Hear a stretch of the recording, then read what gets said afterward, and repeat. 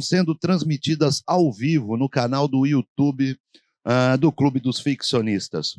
Luana Werb é formada em Letras Português e Alemão pela Universidade de São Paulo. Desde 2014, produz conteúdos para a internet em projetos como o canal literário Livros e Listas e o programa O Nome do Livro. Atualmente divide a apresentação do podcast Livros e Listas com o professor de literatura João Lúcio, em episódios semanais.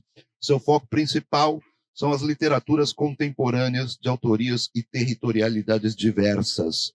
Bárbara Kraus, olha só que boa, econômica, né? Colocou uma mini bio de 2 linhas. Muito obrigado. Bárbara é jornalista formada pela UMESP e responsável pelo B de Barbárie, espaço de divulgação cultural e narrativas políticas nas plataformas YouTube e Instagram. E aqui, por fim, não menos importante, Yara Biderman, formada em jornalismo pela PUC e pesquisadora convidada da Faculdade de Jornalismo da Universidade de Cardiff, Reino Unido. Trabalhou como repórter e editora nas redações do jornal Folha de São Paulo e do núcleo de revista das editoras Globo e Abril. Atualmente é editora da revista 451, crítica de dança e membro da PCA. Crítica de dança? Olha, eu não sabia disso. Associação Paulista dos Críticos de Arte. Foi curadora de festivais e prêmios de dança no Brasil. Crítica convidada dos festivais internacionais na Itália, na Polônia, e autora dos ensaios sobre dança. Em 2024, lançou Tantra, a arte de cortar cebolas, pela editora 34. Boa mesa para vocês, para todos vocês. Gente, bom dia, casa cheia hoje, às 11 da manhã, né? Bom, eu estou muito honrada de estar aqui com essas feras da internet, né, da crítica. Vocês estão me ouvindo bem? Bom, ele já me apresentou, eu tenho um perfil também no Instagram, que é o Livros no Subsolo. E aí a gente está numa era, né, que assim, eu sou apaixonada por livro físico, a gente está falando de leitura, é aquela coisa de você ter o seu tempo, a sua velocidade, o ritmo. E aí a gente está num mundo hoje que consome conteúdo de uma forma voraz, que é o mundo da internet, né? Então é um pouco até contraditório falar isso, né? A gente falar de leitura, paciência e de telas. Mas a gente aqui é a favor das telas, né? Então a gente vai defender isso hoje e eu vou conversar. Eu quero primeiro fazer uma pergunta para a Yara, que eu também sou jornalista. Yara, você é crítica literária, né? Sempre fazendo isso para mídia impressa de uma forma tão primorosa. E aí agora eu queria saber quais são os desdobramentos disso hoje nessa era que a gente vive, essa era digital.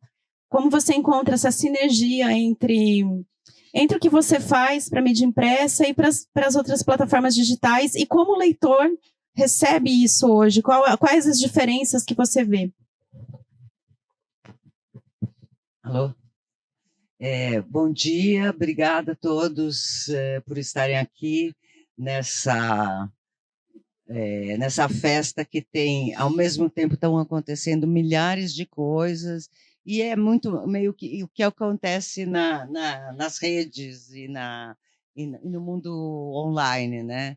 Um monte de coisa acontecendo ao mesmo tempo, e a gente está nessa briga da economia da atenção, de chamar a sua atenção. Então, para começar, funciona, porque tem cheio de gente aqui que ficou sabendo justamente pela divulgação virtual desse evento. Bom, de novo agradecendo vocês, agradecendo a Márcia e o Fernando pelo convite de estar aqui, ao pessoal ao Marcelo, ao pessoal da Casa Paga, que está com uma programação incrível e que a gente só fica sabendo justamente nos meios digitais. Eu sou antiga, né? Eu perguntei por que você me chamou. Eu sou da imprensa escrita, e a minha vida inteira eu só trabalhei na imprensa escrita e do livro físico, etc. Agora, é claro, eu acho que assim, o que para mim, o que acontece assim, não é uma coisa ou outra. Eu acho que não há essa questão, né, de que apocalípticos integrados, que é uma questão antiga que ninguém mais fala. Eu acho que é a sinergia mesmo, como você disse, Márcia. Uma coisa desdobra a outra. Então, tá, meu trabalho básico, o que eu mais faço é escrita, é imprensa, é papel. Então, tanto não é só livro de papel, como o meu trabalho como editora da revista 451 é fazer matérias para edição impressa. Só que já há algum tempo, mesmo antes, quando eu estava na Folha, tal, a gente já fazia matérias para impressas que iriam para o online. Com o tempo, o que aconteceu é que assim, as matérias vão para o online, depois vão para a impressa, ou vão juntas. Então, acontece que são mais ou menos, vão indo juntas. Mas o que a gente percebe, o online está acrescentando, está desdobrando. Então, é um meio de você chegar, porque a gente não está chegando mais só com papel. Aliás, se fosse chegar no papel o número que chega assim, o mundo já tinha acabado, é antiecológico, né? Usar tanto papel quanto o que a gente consegue alcançar pelos meios digitais. Então, eu acho que primeiro tem essa coisa de alcance, mas isso pensando do trabalho em si. Mas, fora isso, além desses desdobramentos, e que eu acho que vocês podem falar melhor, ele tem um papel em si, ele não é só um apêndice, uma coisa para divulgar o que sai na impressa. Ele em si é o produtor de um conteúdo muito importante e que está fazendo o que temos a parte ruim, mas a parte boa, né, das redes, etc., é que está fazendo a literatura chegar para um número incrível de pessoas. Bom, daí a gente sabe os outros problemas, porque pode chegar também qualquer coisa, as coisas podem ser... você pode até sim, acabar com algo que nem... Antigamente havia o papel do crítico da imprensa, né, que ela era a pessoa horrível que podia determinar a vida ou a morte de um livro. Então, aquele crítico, isso não existe mais, né? Ainda bem, que era o cara que era o dono da verdade, o livro falava mal, acabou a carreira, falava bem, o livro vende... Hoje, isso está acontecendo muito mais pulverizado, então, bibliodiversidade e pelas redes. Então, você tem essa permeabilidade, né? Começa a entrar em tudo, mas, ao mesmo tempo, sabemos que também a internet tem essa questão de cancelar, é muito mais cruel, até porque tem muito mais alcance do que quando vem pela impressa. Mas, enfim, acho que é isso. Para mim, por causa da minha formação, enfim, da minha coisa básica, começou como um desdobramento, mas cada vez mais a gente produz e gosta de ver e ouvir e ler literatura nessas outras plataformas, né? Inclusive, da própria 451, a gente tem, não é só a revista impressa, é uma das coisas, que, na verdade, é uma por mês. O que a gente faz? Podcast, redes, o site, a gente está sempre alimentando, então, acho que é isso. Na verdade, como sai uma vez por mês, então, a velocidade das coisas hoje, você precisa do online para sustentar aquilo que você está fazendo, né? O que você produz para o impresso, o online vai te ajudar a manter uma comunicação com esse público. Não sei abrir. Deixa eu depois ver. Não só para sustentar, como acho que isso daqui eu falei de divulgar, mas também como para complementar e atualizar. Se não tivesse o site, a gente não conseguiria nem falar de tudo que a gente quer falar. Então, tem coisas que é produzida só para os meios digitais. Inclusive, não só site, redes. Às vezes, tem algo que você não vai produzir uma matéria, mas você vai, pelo menos, colocar nas redes, que, né, isso está acontecendo. Sim. Boa noite, ó. Foi ótimo, gente. Muito obrigada. Estamos aqui há 12 horas já. Bom dia, gente. Não, mas eu queria complementar, porque enquanto ela estava falando, eu fiquei pensando que a gente tem algumas falácias em todas as áreas, né? Então, assim, aquelas perguntas que sempre voltam, a gente até tem cansaço de ouvir, né? Tipo, a galera do qual é o limite do humor, né? Ninguém mais aguenta esse debate. E eu acho que, pra gente, do jornalismo, né? Porque também eu sou jornalista de formação, mas eu nunca trabalhei no impresso. Eu já fui trabalhar direto com redes sociais não só no B de Barbárie, mas no meu trabalho CLT, né? Eu acho que a grande falácia é essa da superação, né? Do tipo assim, vão acabar os livros porque vai ter e-book. Assim, o jornalismo não acabou quando a televisão veio, não acabou com o rádio, não vai acabar com a internet, né? Mas são essas novas formas e novos jeitos de apresentar as coisas e públicos diferentes que a gente alcança, né? E aí eu acho que tem uma questão de até esforço conjunto, sabe? Tipo, eu acho que falta, e aí uma autocrítica assim, da categoria, que a gente às vezes acesse mais os conteúdos, muitas vezes da 451, que eu fui assinante por muitos meses, do material impresso, porque ele é um material de mais fôlego, ele é pensado para isso, né? Como ele tem que ser relevante em um mês, porque é uma revista mensal, ele não pode estar falando do que aconteceu essa semana, né? Ele tem que pensar de uma forma mais ampla. E às vezes na internet a gente vai pensar naquela semana. Então a gente tem que ter essa elasticidade de pensar a literatura, porque ela é um conteúdo frio, né? A literatura, o livro, ele permeia. Mas quais são as questões sociais? Quais são as correlações que a gente faz? Então, esse livro que acabou de ser lançado, ele se liga com um filme da mesma época, ou com uma questão social do nosso tempo, né? Então, essas elasticidades do tempo que a gente trabalha a literatura, eu acho que é muito importante, né? Eu acho que seríamos maus produtores de conteúdo, você se não vesse o que tem na internet e eu se não lesse o que sai nos jornais, né? Então, tem que ter essa conexão. E aí eu acho que essa dicotomia, que eu acho que até essa mesa tem o papel de ajudar a romper, de que vai acabar, de que um quer superar o outro, de que é uma falsa dicotomia, né? A gente existe num ecossistema que se alimenta. Bom, só lembrando que o que é legal aqui é que a Luana, ela trabalha bastante com a parte do áudio, do Spotify, né, que você tem um podcast. Você tem um canal forte no YouTube, né, Bárbara? O impresso e o Instagram. Então, a gente está falando de várias redes diferentes aqui que convivem e cada uma tem o seu público, né? Tem gente que gosta de consumir o teu podcast, tem gente que vai mais para o YouTube, então isso é legal, porque a gente está falando, né? E uma coisa, Bárbara, também que eu vi, que você mudou um pouco o seu direcionamento ali no seu canal do B de Barbárie, você falou, até teve um vídeo explicando, né? Que você saiu só do universo só da literatura para abranger um pouco mais o teu cotidiano, que a literatura está inserida no teu mundo. E até essa questão política, né, que você também batalha tanto, que a gente vê essa questão... Porque o livro, na verdade, ele não tem esse papel exatamente de fazer essa função social e tal, mas acaba fazendo, né? Então, eu vejo que você ali no seu canal...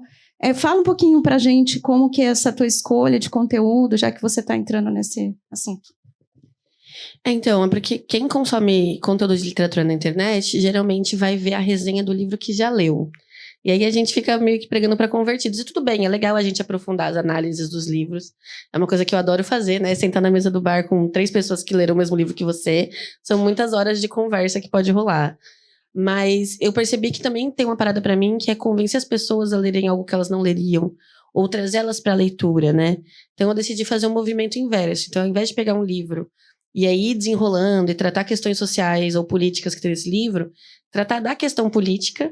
E aí, quando a pessoa tá lá já caiu no meu papinho, aí eu falo, olha só, esse livro diz a mesma coisa, se você quiser ler, assim. Vou deixar casualmente essa indicação aqui, caso isso te atraia, sabe? Que é fazer uma movimentação inversa, né?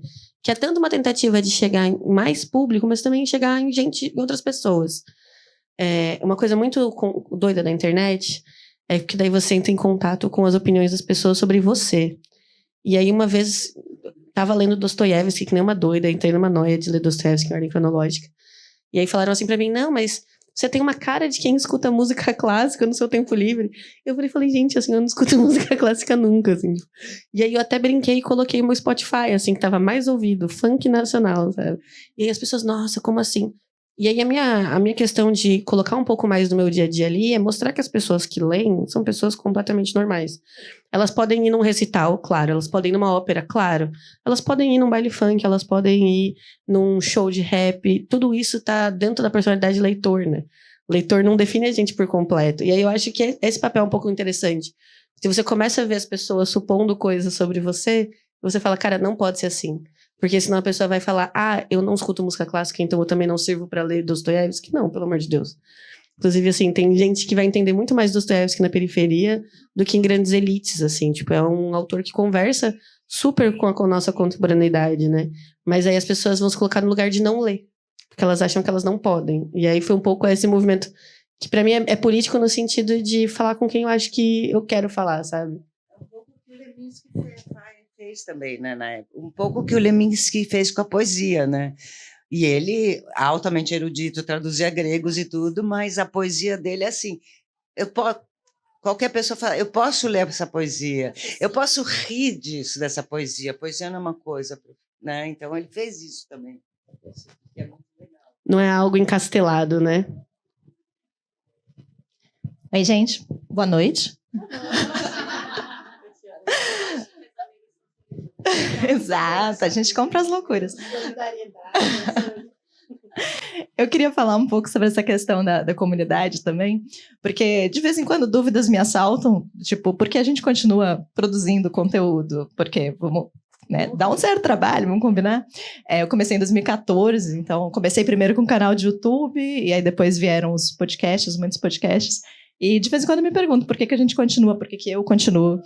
E provavelmente a resposta certa para dar em lugar tão distinto é falar sobre a importância dos livros e como os livros constroem imaginários e a importância da gente promover certos debates, e tudo isso é verdade. Mas talvez a resposta mais sincera que eu possa dar é a comunidade. Porque eu encontrei as pessoas dos livros, eu encontrei a minha turma, através não só da produção de conteúdo, mas também de clubes de livro, né? A gente tem aqui o Clube de Ficcionistas, vários outros clubes de leitura muito legais. Eu tive muitos privilégios, assim, eu me tornei amiga de muitas pessoas que escutavam o meu canal, depois dos podcasts, eu me tornei amiga de pessoas que eu acompanhava o conteúdo, por exemplo, a Bá, né? Muitas outras pessoas. As pessoas. Temos alguns problemas, né? As pessoas dos livros, mas a gente também se fortalece. Não temos, né? Verdade, realmente não temos mesmo. No final do dia, eu acho que assim, eu leio livros e sempre li livros para não enlouquecer e para de alguma forma tentar entender o mundo e refletir sobre o mundo, mas também eu acho que as pessoas dos livros que se tornam minhas amigas, elas me dão força e me encorajam a transformar ideias em ações. Então, eu acho importante também a gente se fortalecer como comunidade, né? No final do dia, são elas que estão lá para me dar força e acolhimento, e eu espero me tornar também esse espaço de força e acolhimento para as pessoas que escutam e que se aproximam da gente. E eu acho que isso norteia muito o meu objetivo, assim, de produção de conteúdo, e vou ousar aqui falar pelo João também, que é meu parceiro de podcast. Eu quero que as pessoas, elas, 1 hora por semana, ou mais, porque o João fala muito, às vezes 2 horas, elas... Se for a Montanha Mágica, menina, Mas eu quero que elas, de alguma forma, consigam fugir, escapar ali da rotina, mas também se sintam acolhidas, se sintam parte de uma comunidade, porque eu acho isso muito importante, eu acho isso muito bonito.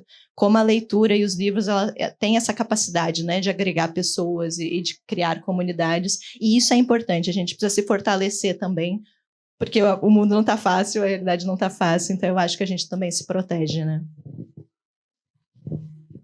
Eu vou aproveitar para te perguntar, porque assim, o seu canal é muito divertido, né? Você faz assim análise dos livros e tal, e tem as listas malucas, né? Que a gente estava conversando como que 5 autores de cada signo. É muito, eu acho. Eu queria saber como você... Bom, primeiro, antes de eu falar isso, eu vou falar sobre essa questão da comunidade também, porque eu fiquei pensando enquanto você falava. É muito gostoso pra gente, não sei pra vocês, né?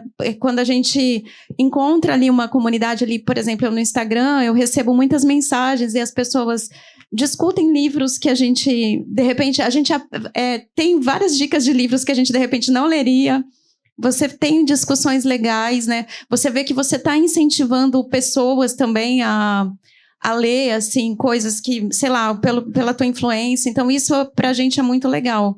E eu faço um trabalho legal também, que às vezes eu vou a escolas falar com crianças, com jovens de escolas públicas, às vezes em São Paulo, no interior, quando eu consigo ir, para trazer também para esse universo, entendeu? Então, eu acho que essa questão da gente levar esse amor pelos livros para as pessoas, eu acho que isso é um trabalho importante, sim. E a pergunta agora, como que você tem tanta criatividade? De onde surge esse conteúdo? Como que é? Conta um pouquinho pra gente. Porque é muito divertido mesmo. A Bá falou antes sobre talvez a gente tirar o leitor desse lugar, né, dessa torre de marfim. Eu acho que é um pouco isso, assim, a nossa ideia é tornar mais leve, talvez não se levar tão a sério, né, a gente já tem tantas seriedades. Eu acho que, assim, a gente preza, claro, por fazer análises aprofundadas, por debater assuntos, discutir ideias, mas por que não fazer isso com humor, né? E o podcast, ele veio para mim muito sobre isso também, aprender a lidar com humor, fazer graça, às vezes não funciona, mas às vezes funciona. Então, tratar de temas com leveza, assim, e as listas é um pouco isso. A gente vai tratar sobre assuntos, mas talvez numa lista sobre signos do zodíaco, né? Então, a gente fez todo o zodíaco, foram 12 longos meses, em que a gente fazia um por mês, aí, de 5 autores de cada signo, e foi muito divertido. Às vezes a gente tem ideias boas, às vezes nem tanto. A gente recebe muitas ideias de ouvintes. Fernando já deu ideia lá no podcast, que foi de livros de estação. Lembra disso? Foi? Teve esse surto. Livros de... E é bom quando os temas são amplos, porque aí, por exemplo, Fernando já decidiu 4 meses pra gente. Calhamaços. Mas a gente recebe muita sugestão. Eu acho que quanto mais esdrúxulo, mais divertido é, sabe? Então essa é um pouco a ideia. A gente trabalha muito, ou tenta trabalhar muito com troca. Então a gente receber sugestões e, à medida do possível, ir atendendo também. Aí só um comentário, eu acho que tem essa questão, né? A internet é um lugar que é mais fácil você mudar o formato. Porque numa revista, se você decide mudar o formato, é tipo, você vai mudar aquilo pra sempre, assim. Não pra sempre, você vai pode passar por uma nova reformulação. Mas vão ser meses, aí você tem que falar com o diagramador, com o editor. A gente, quando decide mudar de formato, a gente só tem que decidir, eu comigo mesmo. Assim, aí eu falo pra mim na reunião, né, que a gente vai mudar de formato, entendeu? Então, eu acho também isso importante, assim, né, de ter esses dois espaços. Tanto um que é mais, assim, a pessoa sabe que vai chegar lá e vai ter. E o outro que, assim, você pode abrir e vai ter uma coisa completamente nova. E aí você também consegue captar o leitor de acordo com a sua personalidade, né? Tem o leitor que vai querer estabilidade, tem o que vai querer novidade o tempo todo, né? E o importante pra gente é chegar nos leitores, no final das contas. Eu tô vendo o Bruno aqui, que é um escritor também, meu amigo, foi o primeiro a me mandar um livro, confiou no meu trabalho lá no comecinho, né, Bruno? Eu já li o livro dele para as crianças de um lar lá no interior de São Paulo. Foi bem legal. O Bruno participou de um online, porque tem isso também, né? A gente tem esse online. Ele participou de uma chamada ao vivo com umas crianças de um lar, crianças abandonadas, e foi muito legal. A gente bateu um papo, assim, a molecada sentada no meu colo, falando com ele. Então, o online também tem essa questão, assim, da gente poder chegar a pessoas, ir para pessoas que, de repente, a gente, né, o Bruno morando longe, conseguiu fazer esse trabalho bonito, né? Mas agora, eu vi um vídeo seu, né, quando a gente muda de conteúdo, não, a gente só explica pra gente mesmo, põe ali na rede, quem quiser comprar, que compre, é isso. Bom, mas aí, vou voltar para a Yara agora, Yara. Você vê diferenças, assim, como que o público recebe essa mensagem explica um pouquinho pra gente do impresso, diferença de público, né, ali, do digital, como que é esse universo?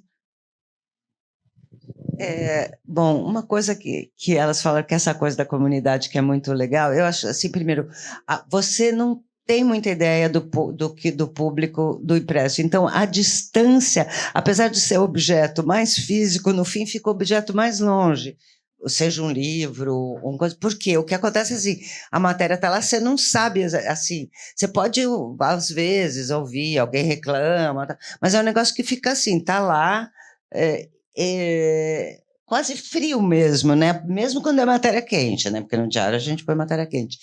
E é justamente outra vantagem, né, desses outros meios é que você tem, imediatamente, cria-se uma conversa em torno disso. E essa coisa da troca, que eu acho que é uma coisa que as pessoas estão querendo muito. Então, vídeo sucesso de clubes de leitura, que as pessoas querem se encontrar e conversar sobre. Então, quando você bota...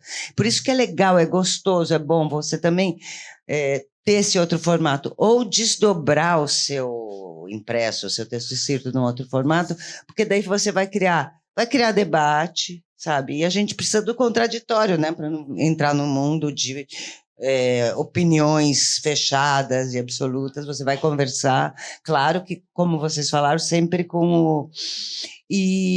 Então você vai conseguir saber meio o que o leitor está falando, o que você, enfim, até onde você errou, né, na hora de fazer uma crítica, por exemplo. Então é muito legal, é duro, mas é legal, é duro pessoalmente, né, para as pessoas ouvirem, não, errei, mas enfim, tem gente que aceita, tem gente que não. Então essa parte é incrível. E tem uma coisa também que primeiro a coisa do podcast, né, que agora o videocast, mas o podcast virou um negócio, todo mundo, o leitor tradicional, tem gente que só lê a revista impressa, que eu sei por acaso, né, porque a gente nunca vai ficar sabendo, mas porque você conhece. Tem gente que não, mas já saiu a matéria, sim, saiu no online, não vi, porque não saiu nem impressa, tem gente que só lembra, mas mesmo essas pessoas, a coisa do podcast foi a primeira que virou um negócio, porque eu acho que tem assim, primeiro você ouve outro meio, você ouve uma voz humana dali, porque quando você lê, você está ouvindo a voz humana, então dá esse senso, e também uma coisa que a gente gosta mesmo, ouvir a voz do seu escritor, do escritor que você gosta, é um negócio, né? E daí eu li uma matéria agora muito recente que virou agora os videocasts, mesmo inteiro, não só os trailers, viraram assim, um negócio é o maior bom, porque daí então as pessoas se sentem na sala do escritor, você imagina aquele escritor que você ama, está lá falando, e você está vendo, é como se você estivesse com ele, e ao mesmo tempo eu acho, daí particular, a coisa ruim da atual situação é que assim, as pessoas também fazem isso enquanto estão fazendo outras coisas. E, como falando, né, volta à economia da atenção, etc., isso é assim, é tipo, é bom, eu faço isso, eu não estou criticando, como a vida é dura, né, a vida presta, mas é dura, mas então, você faz isso, então é um outro tipo de leitura que se aprofunda menos, mas, enfim, por isso também essa troca entre as duas coisas. Tá bom, eu ouvi meio superficialmente, ou o que seja, mas eu adorei, vou comprar o livro, e daí, então essa troca, não, daí, e sim, o meio em si permite uma troca que nunca houve antes, né, que é incrível, mas também e daí tem essa outra troca entre as plataformas, uma contribui para a outra, que é a coisa de como o podcast daí alavancou o videocast, que já tinha, tudo bem, não é que, mas virou um negócio que os podcasts filmados viraram agora uma coisa, e é mesmo, é uma delícia. Pode. E eu queria falar uma parada, porque eu não avisei na minha bio, eu vou mudar depois, vai aumentar, viu, Marcelo? Que eu sou não monogâmica com os meus formatos de produção. Porque eu tenho canal de YouTube, não apenas, mas também. Eu geralmente sou não monogâmica, difícil é o que eu sou monogâmica. Mas eu comecei no YouTube, eu produzo para o Instagram, eu já tive podcast e eu escrevo na newsletter. Então, assim, eu vou indo nos formatos quando eu tô com vontade. E o que eu acho muito impressionante, que liga com o que você falou, é como às vezes, por exemplo, eu escrevi um texto agora sobre o documentário da Petra Costa, se você vai nos comentários da newsletter, todas as pessoas elogiosas, conversando, fazendo um debate assim, você vai pro Instagram, é uma selvageria os comentários, assim. Porque existe uma cultura de leitura diferente. Então, assim, colocar uma manchete no Instagram, muita gente não vai ler o texto. As pessoas vão comentar a partir daquela manchete, porque a cultura de leitura é de uma plataforma que não tem link clicável. Então, é outra dinâmica. Se fosse um vídeo, talvez, falando a mesma coisa, as reações fossem diferentes. E isso é muito legal, assim. Como uma pessoa que, tipo, nas faculdades de jornalismo estudou, né? Para quem não fez jornalismo aqui, mas tem essa diferença de texto, né? Tipo, você não pode fazer construções muito complexas no rádio e na TV, porque a pessoa tá ouvindo, ela não pode voltar no texto. Você pode fazer uma construção mais complexa, com mais apostos, mas no impresso, porque daí você volta, né? Ah, não compreendi, volta. Então, a gente aprende que você tem que fazer textos diferentes para cada meio. O tamanho das frases é diferente para cada meio. E eu acho muito fantástico de ver dessa galera da internet que não vem da comunicação, como esse aprendizado vem da experiência, sabe? Então, tipo, hoje eu tava falando com o Vinícius, meu amigo aqui que produz conteúdo, e ele falou que às vezes ele tá escrevendo um roteiro e ele fala, putz, acho que aqui eu vou perder a audiência. Então, o que eu posso fazer para não deixar isso acontecer? E ele é historiador de formação. Mas você vive na internet. É uma coisa muito legal dessa horizontalidade, né? Você produz, mas você também assiste, você também consome, né? Então você também sabe onde você se perderia naquele conteúdo. Você também sabe, putz, acho que aqui é muito pesado esse assunto. E se a gente lidasse com o humor? Se a gente trouxesse o humor para ajudar na apreensão desse tema, né? Eu acho que isso é muito massa. E falando de videocast, a gente tem o canal lá, o Narrar Ficção, no Clube de Ficcionistas no YouTube. Eu entrevistei a Yara, né? E também é um meio de você divulgar literatura, porque lá a gente faz debate sobre uma outra obra. A gente convida um escritor para debater alguma obra, né? Foi, no caso, a gente debateu da Mariana Salomão Carrara, né? É sempre a hora da nossa morte, amém. Então, assim, também é um jeito de você chegar no leitor, né? E sobre isso, sobre a recepção do leitor, é diferente nos meios mesmo. Bom, agora, Luana, me fala um pouquinho, vou voltar para você. Por que você decidiu, em 2014, lá atrás, começar a falar de literatura na internet? O que te motivou? Já que você estava falando isso, completa um pouquinho para a gente essa informação. Falou que não sabe que continua, né? Mas começou. Aí a resposta talvez seja mais fácil. Queria só dizer que a vida presta, mas é dura, é uma frase. Excelente. Eu comecei em 2014, eu acho que foi muito... Eu consumia esse tipo de conteúdo. Então, eu assistia muito canal literário, YouTube na época, enfim, era uma das únicas redes ainda, né, que tinha esse alcance.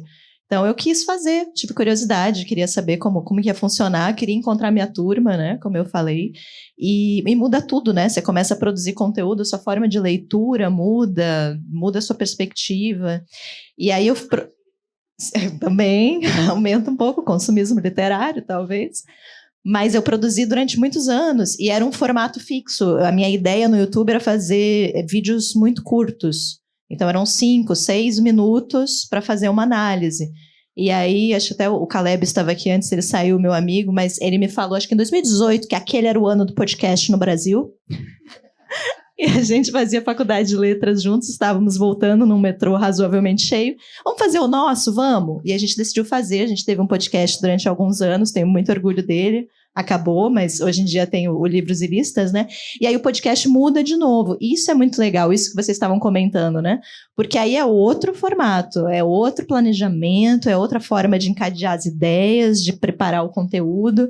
E aí foi o contrário, né? Os desafios do podcast, para mim, primeiro era falar muito. Eu que saí de 5, 6 minutos, passei a falar 1h, 1h30 sobre um mesmo livro, né? Você tem que aumentar a sua bagagem, você tem que ter mais repertório. Né? Essa questão do humor também, meu conteúdo era outro, tinha um outro tom, né? Era mais sério. E acho que principalmente isso também que vocês comentaram, sobre como alguns formatos eles são mais convidativos para você trazer convidados. Então, ou para você entrevistar, ou para você trazer mais gente, ou no meu caso, eu que fazia conteúdo sozinha, passei a fazer com outras pessoas. Então, primeiro, no nome do livro tinha a Ju e o Caleb, agora no Livros e Listas, o João, e isso é o máximo, porque aí você tem uma outra pessoa para discutir, você traz um novo ponto de vista, é sempre incrível você ter novas perspectivas, não só sobre livros, mas sobre diversos assuntos, e eu sempre tive muita sorte de trabalhar, de produzir conteúdo com pessoas que tinham muito mais repertório que eu. Então, o João, se vocês já escutaram o podcast, vocês sabem que ele é brilhante, é um professor de literatura, ele sabe muito. Então, eu preciso me esforçar muito para estar à altura dessas pessoas, né? O que exige que você leia mais. Para mim, é sempre muito desafiador estar com outras pessoas, né? Então, eu acho que o podcast também traz isso. Ele é mais fácil de gravar, é o áudio, então você convida pessoas, o online permite que você traga gente de outros lugares que não estão tão próximos fisicamente de você. Então, eu acho isso, é muito divertido isso, né? Cada nova rede que se cria é um novo formato, é um novo caminho que você percorre, né? Então, o podcast para mim foi isso, foi uma atualização ali, foi uma novidade, foi muito bom para mim mudar de conteúdo particularmente. Eu acho que tem uma coisa muito importante, que é o quanto essas redes deram espaço para a literatura brasileira contemporânea, não dos nomes que já estavam garantidos, né? Então, eu comecei a produzir conteúdo em 2018, naquela época tinha os nomões da literatura nacional, né? Eu li esses nomões, né? Falei, nossa, quero muito ir pegar o autógrafo dessa pessoa no próximo evento. Tem essa coisa, né? Essa ideia de comunidade, ela também se estende aos autores. Isso é muito legal da literatura contemporânea, pensar que você pode entrar em contato com a pessoa que escreveu aquele livro. E aí, com o tempo, eu fui percebendo o quanto tem diversas pessoas que talvez não teriam sido tão lidas, que não teriam publicado por uma editora, se não fosse esse boca a boca, se não fosse a internet. Eu vou fazer uma mesa na Casa Queer com a Lorena Portela. Ela escreveu um livro que ela imprimiu 200 cópias. E falou, será que eu tenho 200 familiares e amigos para comprar essas cópias? E foi um sucesso de vendas. Ela vendeu um monte de cópia. Ficou uma coisa absurda. Depois ela passou para Planeta, virou outra edição. E assim, foi por causa do Bom Dia Óbvios, né? Que é uma produção de conteúdo mais estruturada, tem um financiamento ali, mas que tá nas redes sociais, que tem podcast. Então, no dia que a Marcela Ceribelli colocou ali, ela recebeu, 1 milhão de pedidos do livro. E, ela, meu Deus, como é que eu vou imprimir tudo isso? Né? E, assim, ela poderia estar fazendo isso no impresso. Ia ser mais devagarzinho, né? Ia chegar aos poucos os pedidos. Então, também exponencia esses números, né? E agora ela está publicando pela Todavia. E ela não é um caso único, né? Muitas outras pessoas atingem muita gente. A Carol Chiovato também fez um super sucesso com o Porém Bruxa dela. E eu não vi na mídia impressa, mas, assim, eu abri a internet... A Carol Chiovato estava em todos os lugares, sabe? Isso eu acho muito importante. Eu acho que tem uma... Eu sou contra essa ideia de que a internet é democracia, porque não é, né? A gente sabe que ainda tem interesses econômicos ali. Mas possibilita uma horizontalidade que, como a Yara falou, né? Antes era um editor que decidia o que entra e o que não entra. E agora são várias pessoas tomando decisões editoriais. E aí o público consegue escolher um pouco mais, né? Consegue conhecer essa figura, porque... você falou que o impresso tem essa distância, né? A gente também tem a distância de saber quem é o editor. Então, eu que sou jornalista, que leio sempre, eu sei qual jornalista eu gosto mais de ler, qual editor eu gosto mais de ler. A maior parte do público não lê o nome de quem está escrevendo. Meio que passa batido por ali. Principalmente se você não vê o rosto, né? Então, você também não sabe, esse cara gosta de terror, esse cara gosta de fantasia, esse cara lê mulheres... Ou ele só faz resenha de homens, sabe? Isso foi uma coisa que me motivou a entrar na internet. Eu quero ler mais mulheres. Então eu comecei a seguir mulheres que liam mulheres. E aí eu falava, essa gosta da mesma coisa que eu. Então você vai personalizando também, né? Isso eu acho muito, muito interessante. Comentar duas coisas disso tudo que você falou. Uma questão que a gente tem essa autonomia e, enfim, de poder ir personalizando, mas isso é uma coisa que a gente é um problema também dos outros meios, porque a gente começa virar um dado de algoritmo e ser também bombardeada por algoritmo. Então, essa coisa maravilhosa de você ver coisas que você não veria se só tivesse a mídia tradicional, ela também, a partir de um momento, ou no estágio que a gente está hoje, ela também começa, você só não, porque a gente consegue escapar, mas é muito difícil, por causa do algoritmo, você só vai receber coisa que só confirme o que você já gosta, tal. Então, mas é um problema que não é dos produtos em si, mas é da própria lógica do sistema, né? Então, tem essa questão. Por outro lado, uma coisa muito legal também que você falou, essa coisa que vocês duas falaram, são decisões editoriais. Então, quando você está falando, tudo bem, rede social é isso, Instagram tal, todo mundo, qualquer um pode falar, fazer crítica, ou esse livro não sei o quê, mas enfim... Não tem, mas quando você tem tem uma série de critérios jornalísticos, entendeu? Então é só uma outra plataforma, mas ele tem a parte dos critérios, ele não vai sair qualquer coisa, não vai sair, não é exatamente na hora que você produz, não é a coisa que o algoritmo quer, na hora que você divulga, sim, mas você vai apurar, você vai editar, você vai criar um conteúdo com, né, começo, meio e fim, você vai entender qual é o lead daquilo, falando um jargão jornalístico, né, que é o que interessa, né, o principal, né, daquela também. Então, isso que vocês fazem é muito legal, tal. Agora, uma outra coisa e você vai pensar, né, não, se o leitor lê só essa manchete, não imagina na rede, já vai virar, pode ser coisa... Só que isso é um problema que acontece com a empresa desde sempre, porque a gente sabe que, assim, no jornal, já desde, sei lá, do século passado tem essa conversa, que eu estou desde o século passado no jornal. É essa conversa, assim, Não faz mal que a sua matéria está dizendo direitinho, mas o título, a manchete, leva as pessoas a pensar isso e você vai ser massacrado ou vai ser louvado, né? Porque você escreveu uma manchete caça-clique mesmo antes da época do clique. Então é uma coisa que já acontecia. Não vamos colocar isso como um problema das redes ou do que for, porque é uma questão de jornalismo, né? Que a gente percebe. Não, você fala isso, são os mesmos problemas nos novos formatos, né? Para as novas gerações terem que lidar com os problemas de antes. E é isso, assim, essa questão das bolhas também é uma coisa que eu penso muito. Porque eu também vejo que aí, fazendo a autocrítica da internet, que a gente só fala positivamente das coisas, né? Porque a gente não quer se comprometer em falar mal. E aí não precisa não precisa falar mal, não precisa destruir uma carreira, mas considerar, assim, tipo, olha, eu acho que isso aqui é mal construído, eu acho que essa parte aqui do livro se estende um pouco mais. Acho que na internet, por exemplo, a maior parte das pessoas omite a parte que não gosta. Muito por causa disso, porque as pessoas buscam vieses de confirmação, né? E aí eu acho que, por exemplo, no impresso as pessoas são muito... E no texto, né? Na minha newsletter mesmo, as pessoas são mais suscetíveis a críticas negativas do próprio grupo. Porque se você aponta outro grupo, as pessoas aceitam crítica, tá tudo bem. Mas as críticas internas, né? E aí eu acho que isso é uma coisa que eu gostaria de ver a internet melhorando, assim.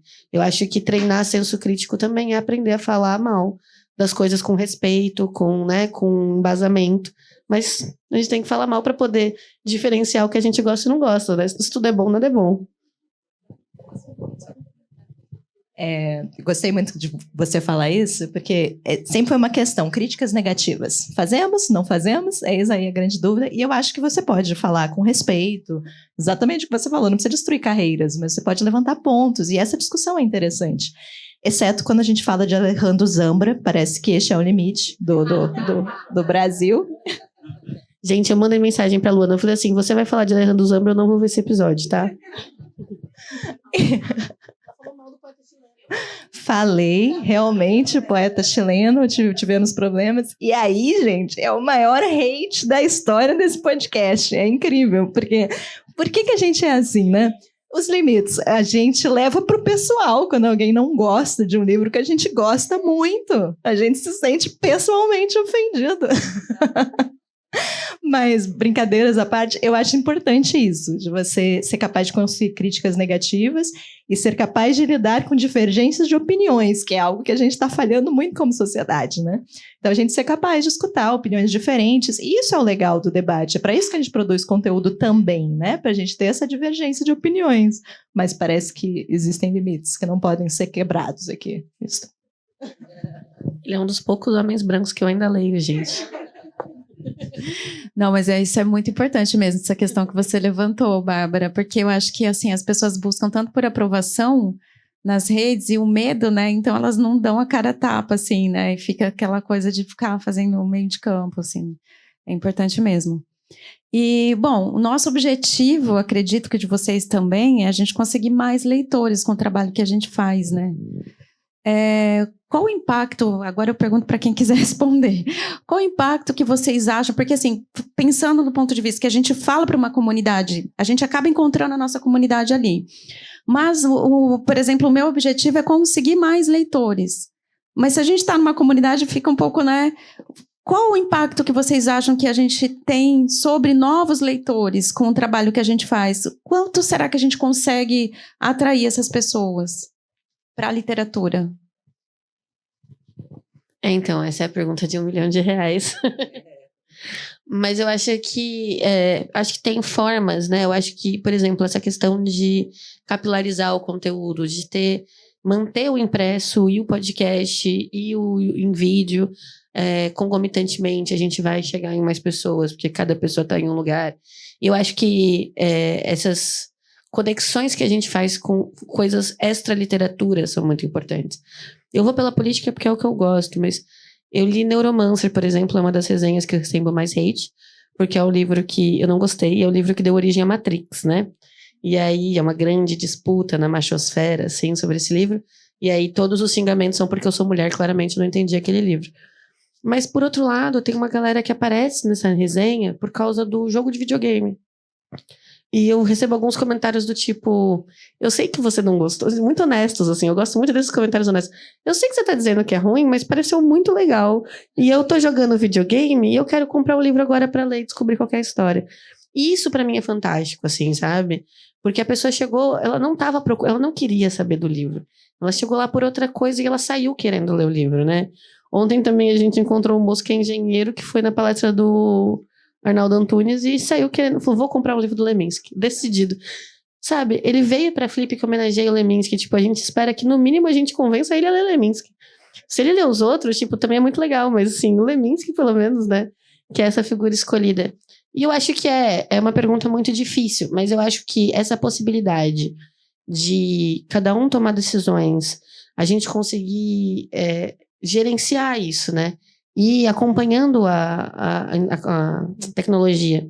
Porque eu acho que todos os nossos dilemas da atualidade com relação à tecnologia, alguns são resolvidos com gente.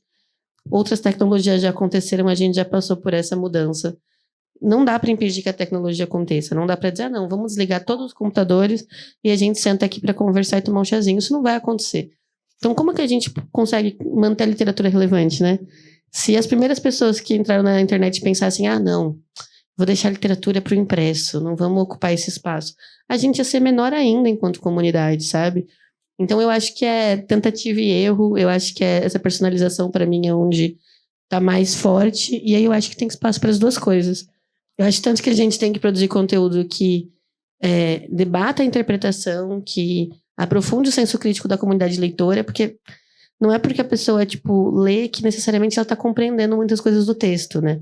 Principalmente nessa era de disputa de atenção, muita coisa lida superficialmente mesmo, né? Então, como é que a gente pode instigar a pessoa a querer saber um pouco mais daquilo? Isso eu acho muito importante. E, por outro lado, chegar nesses novos leitores, que aí eu acho que a gente tem que fazer formatos diferentes.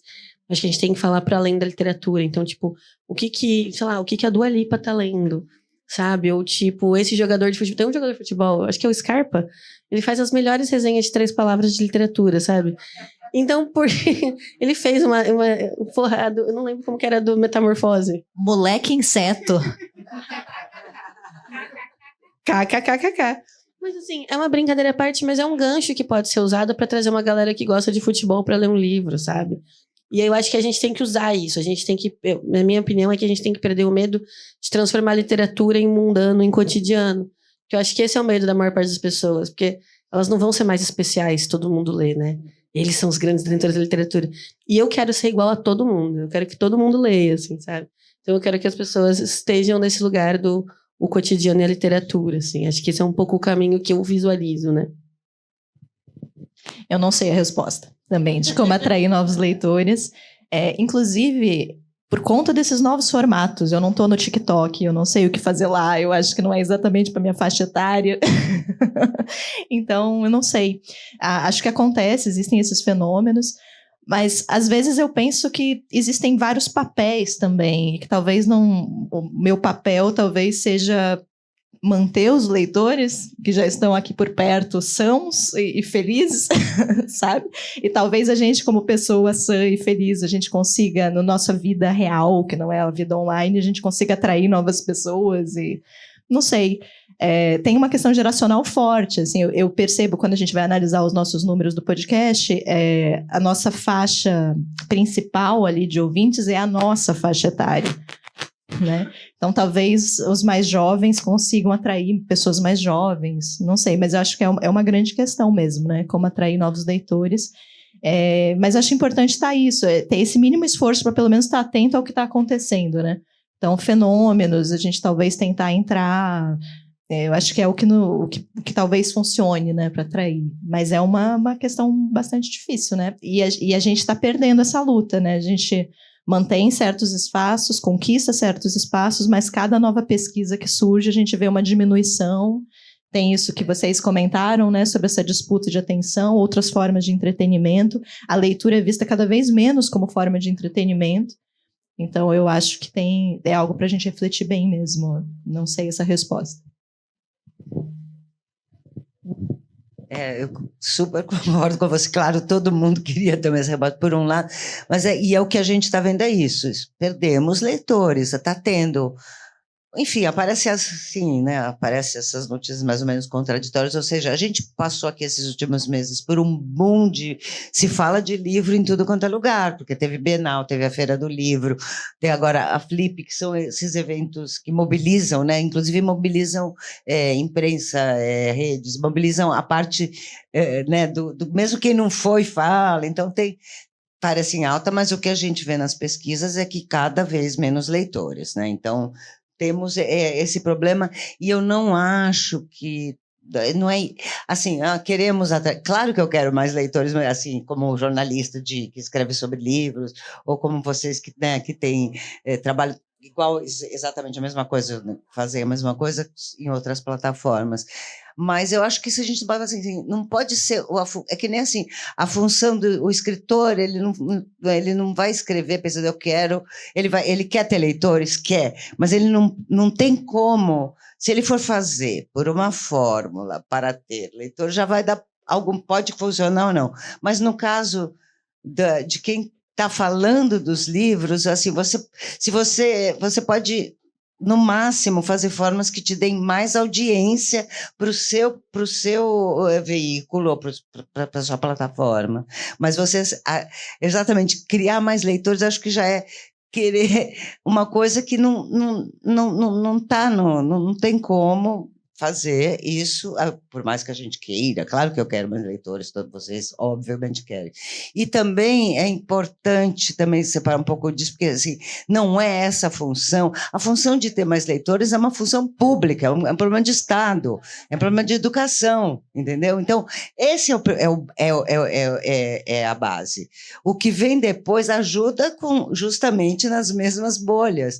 Então, a função de mais leitores é um dever de Estado, porque é um dever de fornecer educação de qualidade. Então, tem essa coisa. E também, só um detalhe para não confundirem, porque acho que vocês devem sentir isso no dia a dia, não confundir. A gente não é divulgador. A gente não é divulgador no sentido assim, eu não sou assessoria de imprensa de nenhum escritor e editor. Então, assim,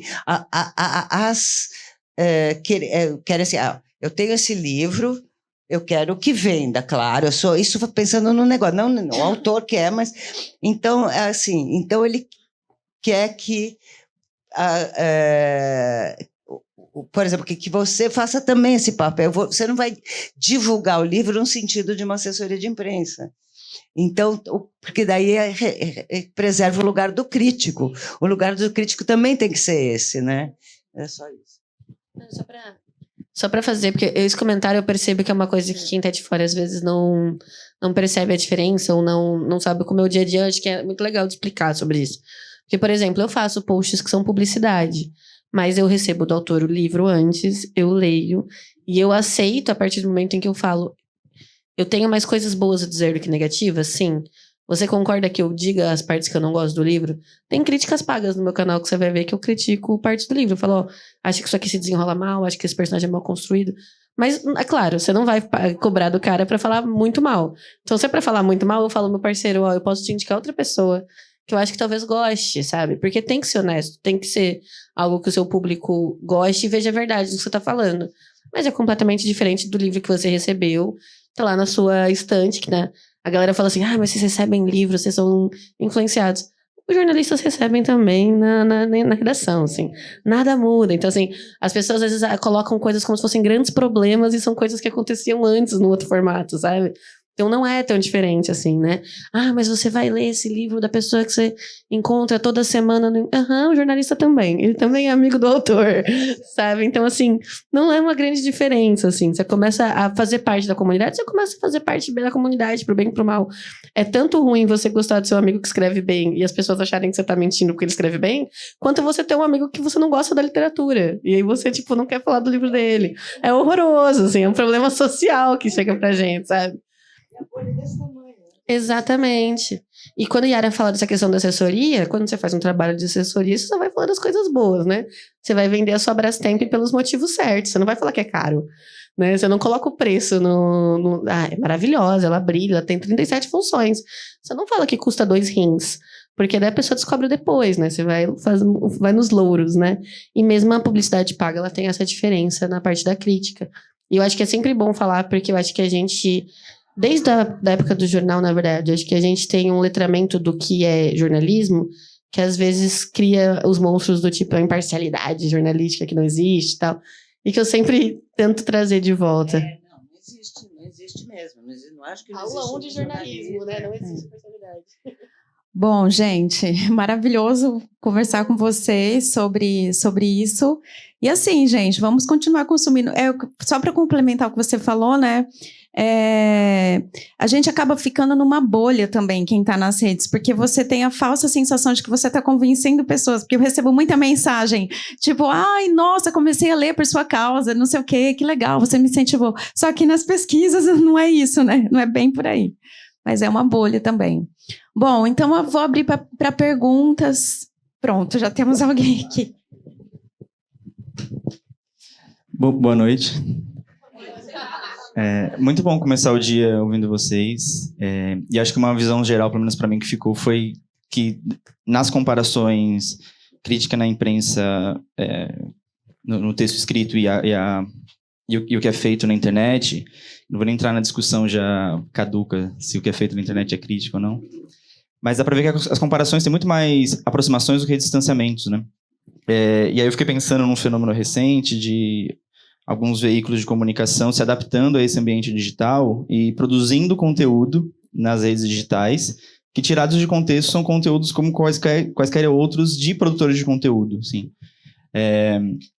Só que o movimento na outra direção não acontece, pelo menos com frequência, né? De ver produtores de conteúdo escrevendo textos que circulam nos veículos impressos, né?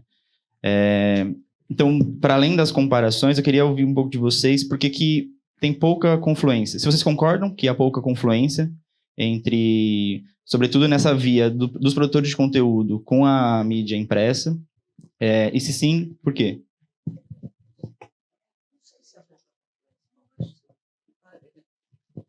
Eu acho que assim, tem alguns episódios que a galera da internet acompanhou nos últimos anos de brigas entre jornalistas do impresso e a galera da internet. E eu acho que existe uma resistência de algumas figuras específicas, né? E eu acho que é um pouco o que a gente lida em vários outros espaços sociais, né? Quando você é o detentor dessa informação e você passa a dividir, você vai ter que dividir o espaço. O espaço tem um limite da atenção, né? A economia da atenção. A gente agora tá com 3 telas, mas ainda assim somos uma pessoa, né? Você pode ver 3, 4 telas, mas existe um limite do quanto você consegue absorver daquelas informações. E eu acho que foram esses nomes meio grandes, meio desse lugar meio rebuscado, que querem dizer, tipo, não, essas pessoas não têm o direito de falar de literatura. Quem são essas pessoas? Por que elas estão chamando isso de crítica se não é, né?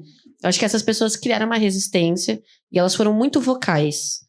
Mas eu não acho que elas são a maioria. Eu acho que tem pessoas muito generosas no jornalismo que entendem o que a gente faz também. Mas eu acho que o jornalismo... Falando do espaço que não é meu. Eu acho que o jornalismo ele tem uma questão, e já de muito tempo, assim, desde antes de eu entrar na faculdade de jornalismo, que é ao acompanhar as redes sociais, acompanhar a própria internet, né? A questão do paywall, né? Como é que você continua ganhando dinheiro com o jornalismo? Como você faz esses produtos serem rentáveis numa época em que as pessoas conseguem informação de graça? Então, eu acho que tem uma parte dessa não confluência que também tem a ver com a necessidade de superar isso, sabe?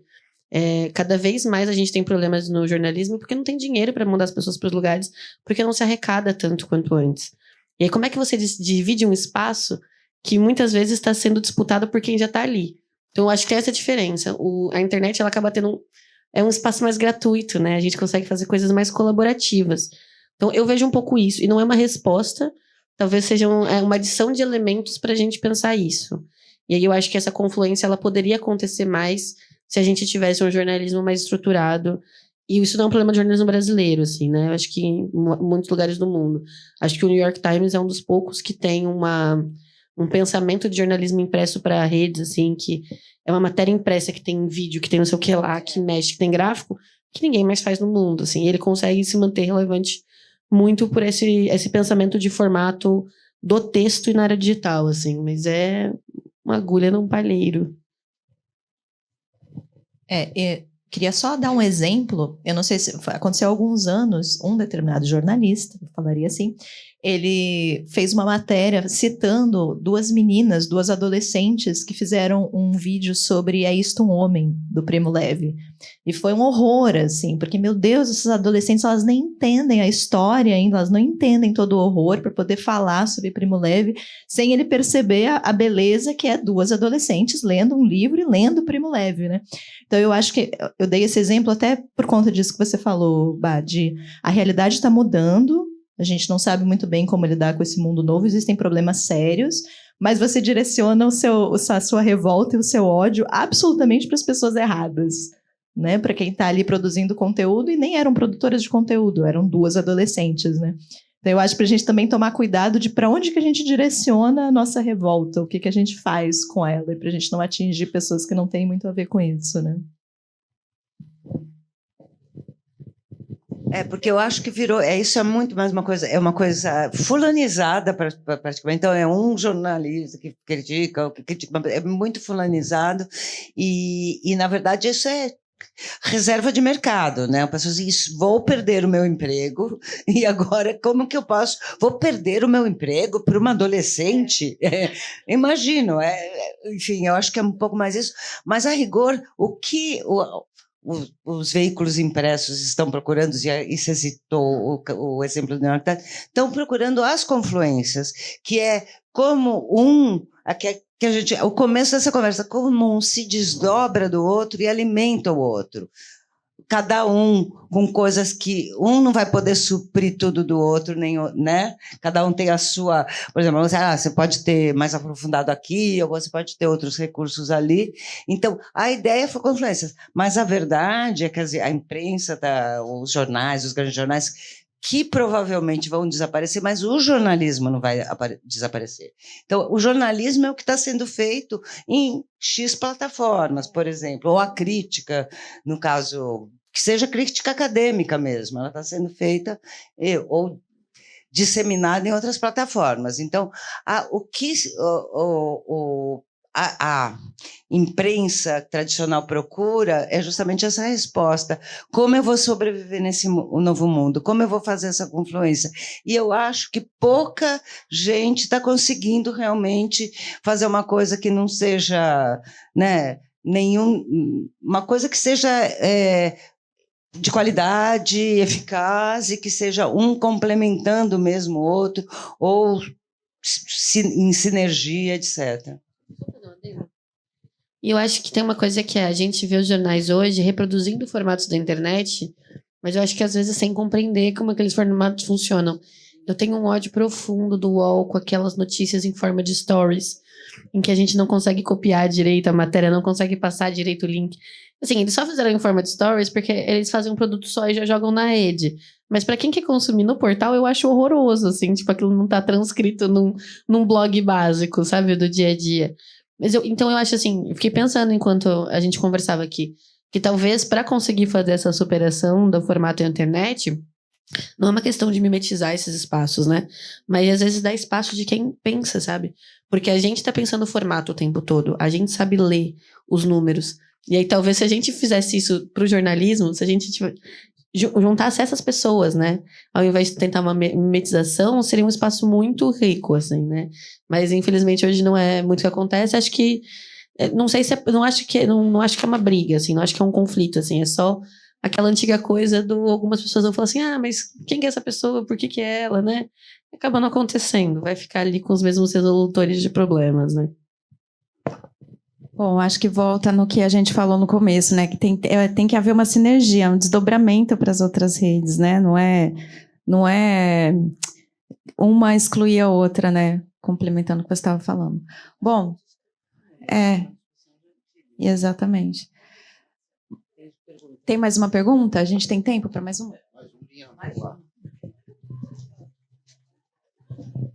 Estou ouvindo vocês falando e pensando, porque a internet não deixa de ser também um trabalho audiovisual. E a gente fala muito do impresso, mas eu trabalho, né, com televisão e a gente busca muito trazer essa linguagem de internet para dentro da televisão, mas ainda estamos tateando, né? As emissoras ainda não sabem como fazer isso.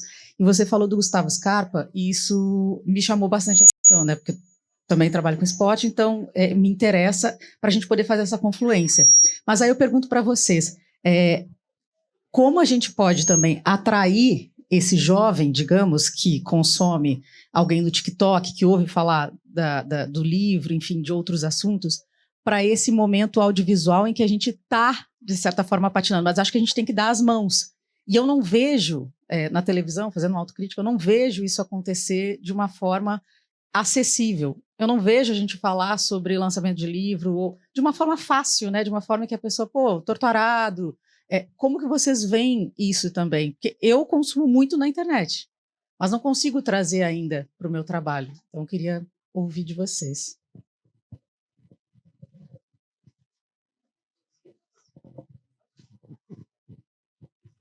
Então, no trabalho que eu faço, por exemplo, ali, eu busco um pouco uma linguagem mais acessível para que as pessoas possam, não como falava Alberto Mangel, né? Que a gente tem o leitor, tem a metáfora do leitor, a torre e a traça. Eu não procuro não ser a torre, que a gente fica consumindo conteúdo e fica guardando ali só numa erudição e tal. Então, eu acho que para você trazer esse jovem, tem muito a ver com a linguagem também. A gente sabe o que a gente está fazendo, mas você também precisa tornar aquilo mais acessível. Então, a forma como eu falo, como eu trago essa informação, às vezes tem um pouco de lúdico, algumas quebras ali, e aí, mas aí o jovem não está na sua rede, como que você faz, né? Então, assim, muito também desse trabalho de eu ir para a escola e falar, e mostrar o perfil, e conversar. Então, eu acho que é você chegar ao nível, talvez, das pessoas que você quer atingir e trazer para você, entendeu? Mas tem que tomar muito cuidado com a linguagem mesmo, para que não fique uma coisa inacessível, para que ele te veja somente como, isso é chato, é erudito, eu não quero. Então, eu acho que eu tomo um pouco de cuidado com isso mesmo, para poder tentar. Eu sei que não é meu papel, é o papel público, né? Mas a gente tenta. É dever. A gente tenta fazer a nossa parte. Exatamente. É uma forma só. O que a Yara falou é de não colocar isso como um peso nas nossas costas, né? De grande dever. Mas claro que a gente quer, né? Tipo, é lindo, é lindo. Sim. Mas eu fiquei pensando enquanto você falava que, por exemplo, eu acho que a galera que produz conteúdo audiovisual, para falar de literatura, tem uma dificuldade, porque parece que são dois hábitos diferentes. E aí, por exemplo, eu na internet, mesmo falando de literatura, eu falo, nossa, como ia ser mais fácil falar de filme, né? A galera que fala de filme é muito mais fácil, porque você tem o mesmo consumidor, né? É o mesmo tipo de mídia. Então, quem divulga literatura no impresso tá na mesma mídia. Quem divulga o cinema no audiovisual tá na mesma mídia. Então, você consegue aproveitar de outras formas, né? E eu acho que talvez, uma coisa que eu sempre penso em como a gente consegue trazer o de fora para dentro. Então, assim, muito legal que a gente tem uma comunidade. Mas, assim, meus vizinhos que não leem viram o Itamar Vieira Júnior falando de literatura umas 3 vezes. Por que a gente não chama para uma entrevista sobre livros do Scarpa? Porque daí você vai falar, talvez a pessoa que lê vai falar assim, eu quero ver o que o Scarpa vai falar de literatura. Mas talvez o cara que gosta do Scarpa vai falar, por que a gente não fala com o Scarpa sobre literatura? Por que a gente não traz pessoas que não são do nosso meio? Porque, assim, se a gente criou um vocabulário que só a gente entende, por que a gente não usa o nosso vocabulário para perguntar para pessoas que têm um vocabulário de quem não lê? Sabe? Eu acho que isso é muito importante. A gente não percebe o quanto a gente presume coisas quando a gente fala de literatura, né? E aí, quando a gente tem que falar para fora e as pessoas começam a fazer perguntas, então, quando as pessoas vêm para Flip, as pessoas vêm para mim, nossa, mas como é que você gasta tanto dinheiro para ir para Flip? Não, porque as mesas custam. Eu não pago para ir nas mesas. Mesmo na praça principal, eu adoro a programação paralela, eu só venho da programação paralela. As pessoas não sabem que existe uma programação paralela. E quando aparece na televisão, ninguém mostra, ninguém fala assim, vamos acompanhar uma casa pequena da Flip, vamos entender quantas mesas tem, quantas pessoas estão envolvidas na produção da programação da menor casa da produção paralela. Isso, para mim, é uma matéria muito mais interessante do tipo, olha que grandioso que foi feito. Porque isso todo mundo vai falar. Isso as pessoas veem todo ano. Então, eu acho que é procurar um pouco as frestas, sabe? Tipo, se a gente quer chegar em quem tá do lado de fora do muro, a gente tem que passar por essa fresta, né? E aí exige muito mais criatividade. E aí, sim, não tenho nenhuma resposta. Mas é um pouco o caminho que eu fico pensando que a gente tem que buscar, né? E sem conseguir entrevistar o Scarpa ainda um dia, talvez. Agora eu coloquei isso numa lista, agora mental, assim, de objetivos. Listas livros. Pô, você podia fazer um ranking dos livros que o Scarpa já resenhou. Fica aí minha sugestão. Sou corintiana, cara. Perdão. Não, e o cabelo verde não ajuda. Quando eu vou na Arena Corinthians, eu tenho que colocar uma peruca. Já fiz isso. E eu acho que tem mais um ponto, só para acrescentar. Crianças leitoras e adolescentes que leem existem, né? Existem algumas fases que esse hábito some. Existe ali o final da infância para a adolescência, que a gente tem um certo vácuo. A gente estava falando sobre isso outro dia, né, Noemi? E o início da vida adulta é difícil também, né? Então, eu acho também que talvez tentar manter essas pessoas que já leem, concordo que não é atrair exatamente novos leitores, mas manter essas pessoas lendo, né? Então, eu também acho que vale um esforço também da gente tentar trazer para o nosso conteúdo livros que são dessa faixa etária. Então, livros que são mais voltados para adolescentes, às vezes até livros que são mais clássicos, mas são leituras de vestibular, porque isso atrai.